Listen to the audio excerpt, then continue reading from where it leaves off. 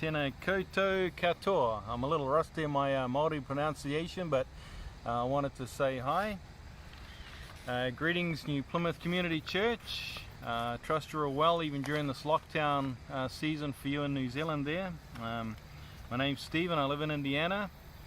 We have not been to New Plymouth Bible Chapel for some years now, and we're known to some but not all of you there, so I just want to extend a greeting and pass on a pretty short devotion to you from the book of Titus chapter 3 verse 14.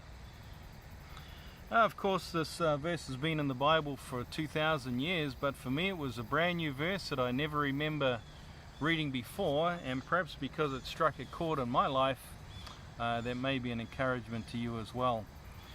Paul is writing to Titus, and he is encouraging the believers there to live productive lives, and in 3:14 it says, our people must learn to devote themselves to doing what is good in order to provide for urgent needs and not live unproductive lives.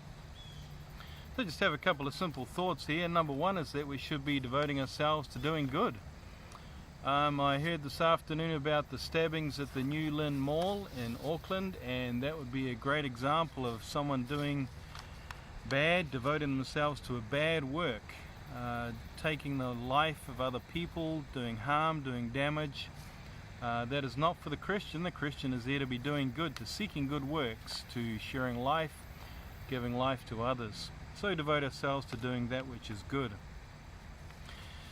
Paul goes on to encourage Titus to meet the urgent needs of people, and this too is a challenge when you think about it, that often I may not even be aware of the needs of other people. We're supposed to be meeting the needs of other people, and yet sometimes we're not even aware. We often like to share our own story, our own struggle, our own needs, and may not be aware of the needs of other people around us, and therefore incapable of meeting those needs for them.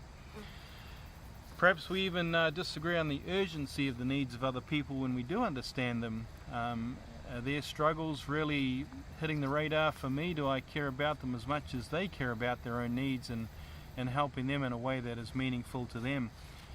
Perhaps we don't see the needs of other people. Perhaps we don't see the urgency of those needs in other people's lives. Now, of course, we cannot meet the needs of every person we come across. We are only there to meet the needs of some.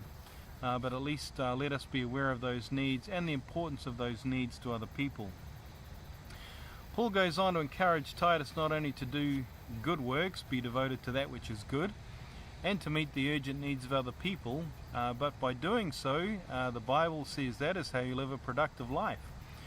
I have been giving a lot of thought recently to what productivity means in the Bible, in our lives, in the mission or church or families or sphere that we have influence within. Many times the needs that come across our path from others are seen as interruptions, and I'll give you a quick example in my life. About 150 meters over my shoulder in those trees there lives a homeless guy named Albert, 45 years old, has been homeless for about 2 years, lives there in the snow in the winter, in the heat of summer. He has a lot of needs, and comes over to the mission about once or twice a week, asking for tools or for help or for food or for water or things that he cannot access himself, that he hasn't got resources for. Sometimes, to be honest, it's an interruption, and yet the Bible is telling me that I should be meeting the urgent needs of other people when I can and where I can. And that is what the Bible considers a productive life. So those are the thoughts I wanted to share with you today from Titus 3:14, that we should be devoting ourselves to that which is good. We should not only be understanding the needs of other people, but understanding the urgency of those needs in other people's lives more than our own needs. And in doing so, the Bible encourages us that that is how we do, in fact, lead a productive life, even if those things are interruptions, even if they are urgent, when it's outside of our schedule and the things we'd planned for today. That's what the Bible is teaching. So thanks for listening, and I hope that's an encouragement to you. And perhaps in your own Bible reading you'll come across those verses that have been there for 2,000 years and all of a sudden they're brand new to you. Thanks.